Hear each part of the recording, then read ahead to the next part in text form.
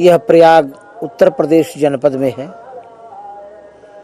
भरद्वाज महर्षि की तपस्थली है, महर्षि वाल्मीकि की तपस्थली है और 3 नदियों का संगम है, इसीलिए हम इसे त्रिवेणी भी कहते हैं। यहाँ पर ब्रह्मा जी ने प्रथम याग किया था। प्रथमो यागः प्रयागः, प्रथम याग करने के कारण इसका नाम प्रयाग है। और यह प्रयाग जो है तीर्थ राज है, तीर्थराज प्रयाग। अब इसका नाम प्रयागराज हो गया है। तीर्थों का राजा है प्रयाग।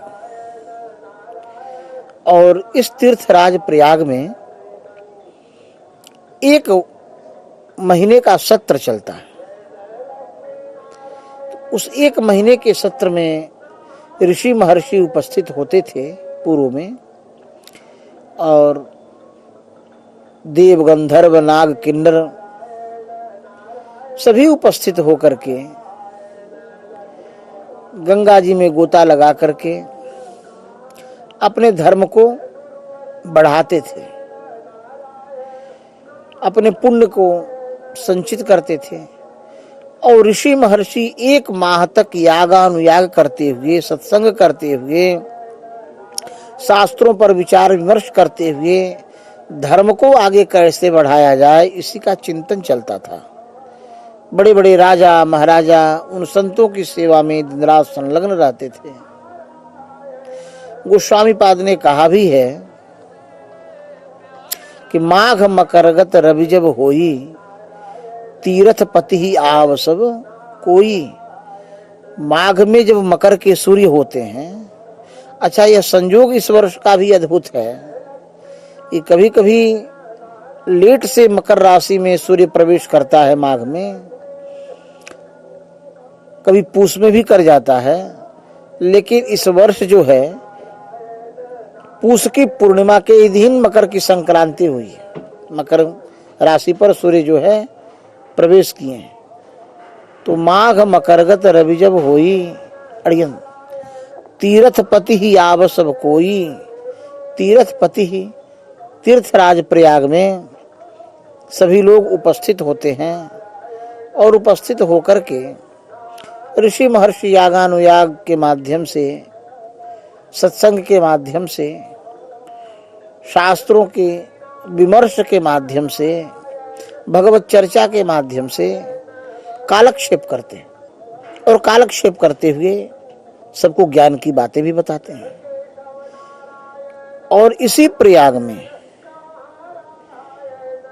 देव दानव के युद्ध के समय में जब अमृत के लिए दोनों आपस में भिड़ गए, तो गरुड़ जी अमृत को लेकर के भगे और 4 जगहों पर, 4 स्थानों पर उस अमृत के कलश को रखा। तो रखने से जो बूंदें छलकी, वह योग तिथि ग्रह नक्षत्र के सबके योग से वह माघ के महीना में, वह 12 वर्ष में वह समय आता है जो वह कुंभ के नाम से जाना जाता है। कुंभ मतलब कलश। कुंभ कहते हैं घड़ा को, घड़ा कहते हैं कलश को। वह कुंभ रहने के नाम से रखा रहा कुंभ, इसीलिए वह कुंभ का, नक्षत्रों का योग होने से वह कुंभ का 1 माह का मेला लगता है। उस समय, उस कुंभ के समय में वह अमृत, जो अमृत के कलश से जो अमृत समुद्र मंथन के समय से निकाला गया था, वह अमृत उन कण-कण में व्याप्त होता है, जल में व्याप्त होता है, जिसका सिंचन करके, पान करके मनुष्य के अंदर, मानव के अंदर भक्ति का संचार होता है। इसलिए कि मानव जीवन की सार्थकता भगवान की भक्ति प्राप्त करने से ही है। अगर भगवान की भक्ति प्राप्त नहीं है तो मानव जीवन की कोई सार्थकता नहीं है। वह भक्ति कैसे प्राप्त होगी? तो वह भक्ति सत्संग से प्राप्त होगी, कथा कीर्तन से प्राप्त होगी।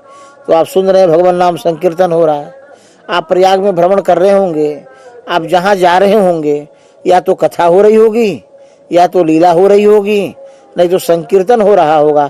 कुछ न कुछ यह 1 महीने तक पूर्ण आध्यात्मिकता, आध्यात्मिकता के अलावा कहीं कोई चीज, कोई बात ही नहीं हो रही होगी। तो 1 महीने का जो पर्व है, उस 1 महीने में मानव पूर्ण आध्यात्मिकता को प्राप्त कर जाता है। और जब तुमने एक शक्ति का संचार होता है, उसके अंदर एक ऊर्जा की प्राप्ति हो जाती है, और उस ऊर्जा के माध्यम से वह भगवत प्राप्ति का जो है उपाय करने लग जाता है।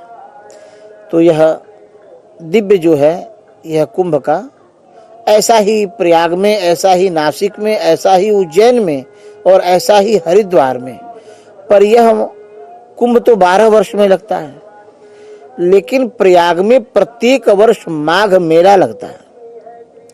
हरिद्वार का, नासिक का, उज्जैन का जैसा कुंभ है, वैसा प्रयाग का केवल माघ मेला है। कुंभ वैसा तो लग ही नहीं सकता, कहीं नासिक में, न उज्जैन में, हरिद्वार में जगह ही नहीं है। और यहाँ गंगा जी के गोद में ही तो रहने का सौभाग्य सबको मिल रहा है, जिसके दर्शन से जीव मुक्त हो जाता है। गंगा जी के दर्शन से ही जीव मुक्त हो जाता है। यहाँ बड़े बड़े ऋषि, महर्षि, संत, महात्मा, सदगृहस्थ सभी नियम के द्वारा 1 महीना रहते हैं, कल्पवास करते हैं। कल्प का मतलब क्या है? कल्प कहते हैं नियम को। कल्पो नियमो तेन सहितः वासः कल्पवासः। नियम के साथ 1 महीना रहा जाए, उसी का नाम कल्पवास है। तो नियम क्या है? बोले ब्रह्म मुहूर्त में उठ जाना 3:30 बजे तक, और उठ करके गंगा जी में स्नान करना। गंगा जी में स्नान करने के बाद में संध्या वंदन आदि करके, और फिर भगवान की सेवा इत्यादि करके, और फिर अपना भोजन बनाना, ठाकुर जी को भोग लगाना, और भोग लगा करके प्रसाद पाना। तो भोजन में क्या बनाना? बोले तेल वर्जित है। हाँ, तेल नहीं लेना। कल्पवास करने वाले प्राणी को भोजन वर्जित है, भोजन में तेल वर्जित है। और क्या वर्जित है? बोले बैगन वर्जित है। और क्या वर्जित है? तो मूली वर्जित है। इन सब चीज़ों को छोड़ करके, और फिर भगवान को भोग बना करके भगवान को भोग लगाना, प्रसाद पाना, और दिन में सोना नहीं। दिन में सोना क्या है? पाप है। श्री भरत जी महाराज कह रहे हैं कि अगर भगवान श्री राम को वन भेजने में मैं कारण हूं, तो दिन में सोने से जो मनुष्य को पाप लगता है, वो पाप मुझे लग जाए। सोचिए, अगर भगवान श्री राम को वन भेजने में मैं कारण हूं, तो जो दिन में सोने वाले प्राणी को पाप लगता है, वह पाप मुझे लगे। सोचिए कितना बड़ा पाप है दिन में सोना। जो आज का प्राणी बहुत सुविधा से काम करता है, तो दिन में सोना पाप है। तो दिन में भगवान नाम कीर्तन करो, कथा सुनो, सत्संग सुनो, यज्ञ याग आदि में संलग्न रहो, और रात्रि में, फिर रात्रि में भगवान को भोग लगा करके फिर शयन करो। और शयन कहाँ करो? बिस्तर पर। बोले बिस्तर तो हो, पर वह चौकी पर न हो, भूमि पर शयन करो। प्रयाग में रहने का मतलब यह है, कल्पवास करने का तात्पर्य यह है कि हम भूमि पर शयन करें, और जो वस्तु ग्राह्य नहीं है, उस वस्तु का त्याग करके ग्राह्य वस्तु को बना करके भगवान को भोग लगावें, और भगवान को भोग लगा करके प्रसाद पावें। ऐसा करना चाहिए। इसलिए कि जो कुछ भी हम पावें, वह भगवान को भोग लगा करके पावें। भगवान को भोग लग गया तो वह क्या हुआ? वह प्रसाद हुआ। और व्यक्ति भगवान को बिना भोग लगाए खाता है तो क्या खाता है? भगवान गीता जी में कह रहे हैं कि भुंजन्ते ते त्वघम पापम, भुंजन्ते ते त्वघम पापा, ये पचन्ते आत्म कारणात्। जो अपने लिए बना करके खाता है, वह मानो अपना पाप ही खाता है। भुंजन्ते ते त्वघम पापा, ये पचन्ते आत्म कारणात्। आत्म कारणात् ये भुंजन्ति, जो अपने कारण से बनाते हैं, वह क्या खाते हैं? बोले वह त्वघम पापा, तू अघम, यण संधि हो गई तो क्या बन गया? त्वघम। त्वघम पापा, वह अपना पाप ही खाते हैं। इसीलिए प्राणी को कभी अपने लिए भोजन बनाकर नहीं खाना चाहिए। हम करते क्या हैं? कहते महाराज पूजा तो बहुत कर रहे हैं, पाठ तो बहुत कर रहे हैं, भजन तो बहुत कर रहे हैं, पर भगवान की कृपा नहीं हो रही है। कर तो बहुत रहे हो, पर जो तुम्हारे अंदर छिद्र है उस छिद्र को दूर नहीं कर रहे हो।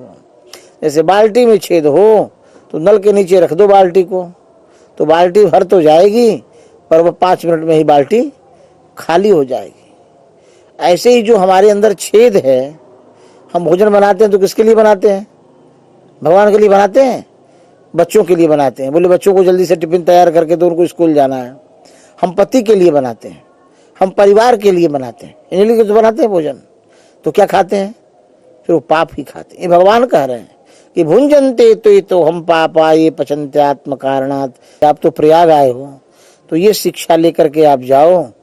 प्रयाग से अगर हम थोड़ा सा भी कुछ सीख करके चले गए तो प्रयाग हमारा आना सार्थक है। गंगा जी स्नान तो आप यहाँ भी कर लिए और गंगा जी तो आप घर में भी स्नान कर लेंगे। हम ऐसी युक्ति बता दे रहे हैं कि आप बाथरूम में भी नहाओगे तो गंगा जी के नहाने के बराबर हो जाएगा। तो युक्ति क्या है वो? तो व्यास जी कह रहे हैं कि गंगा गंगेति यो ब्रूयात् योजनानां शतैरपि विमुच्यते सर्व पापेभ्यो विष्णुलोकं स गच्छति। ये पचन्त्यात्म कारणात्। आज के बाद से कभी अपने लिए भोजन बनाकर मत खाना। अब भोजन बनाना तो भले ही बेटा के लिए बनाना पर कहना भगवान के लिए बना रहे हैं। तो ऐसे अभ्यास करते करते करते करते अभ्यास बन जाएगा। तो पाप दूर कैसे होगा? अब जब पाप ही खाएंगे तो दूर होगा। तो पाप को दूर करने के लिए गंगा जी स्नान करना है। पाप को दूर करने के लिए गंगा जी स्नान करना है। 3 कार्य होना चाहिए। शरीर को पवित्र करने के लिए पवित्र नदियों का स्नान होना चाहिए। मन को पवित्र करने के लिए भगवान नाम कीर्तन होना चाहिए। मन को पवित्र करने के लिए भगवान नाम संकीर्तन करना चाहिए। और धन को पवित्र करने के लिए दान करना चाहिए। तन पवित्र सेवा किए, धन पवित्र करि दान, और मन पवित्र हरि भजन सो होत त्रिविध कल्याण। तो शरीर को सेवा करनी चाहिए, पवित्र नदियों में स्नान करना चाहिए। तो अब गाजियाबाद से हम स्नान करने के लिए आए हैं। अब घर में भी स्नान, गंगा जी स्नान करने का लाभ मिल जाए, कैसे होगा?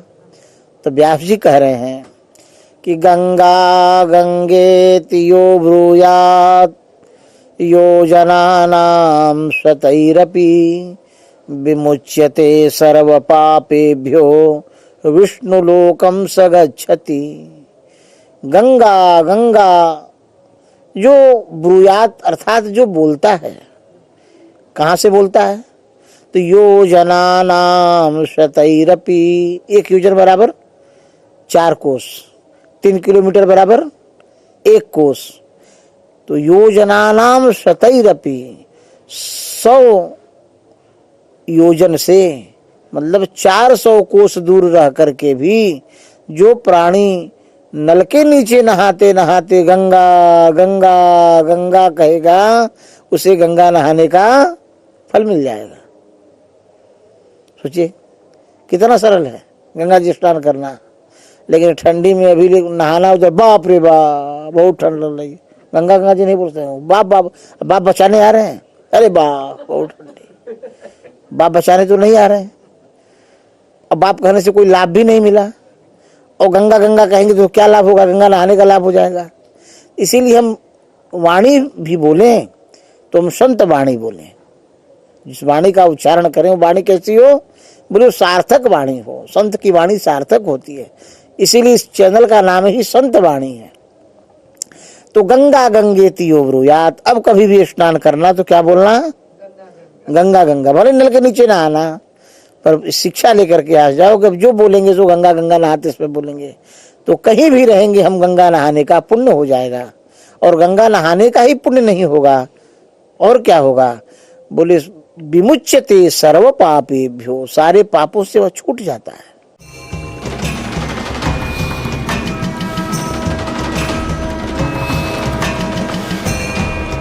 आप हमारे संत वाणी चैनल को सब्सक्राइब करें, वीडियो को लाइक करें, शेयर करें और हाँ, बेल आइकन पर क्लिक करना बिल्कुल ना भूलें ताकि हमारी किसी भी वीडियो की सूचना सबसे पहले आपको मिले।